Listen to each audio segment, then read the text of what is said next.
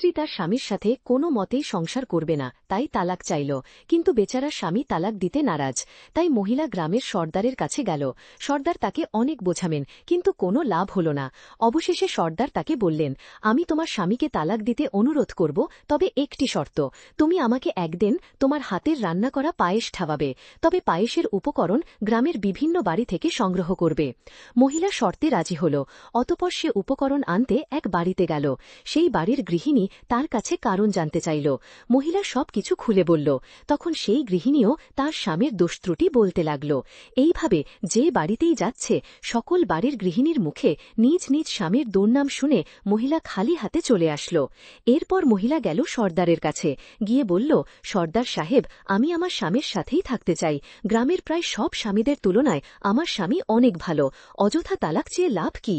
তখন সর্দার বললেন, মা, আমি তোমাকে এটাই বোঝাতে সকল বাড়ি পাঠিয়েছিলাম। আমরা কেউ ফেরেশতা নই, কিংবা কোনো স্বামী বা কোনো স্ত্রী সব গুণে গুণান্বিত নয়। দোষ গুণ নিয়েই আমরা মানুষ।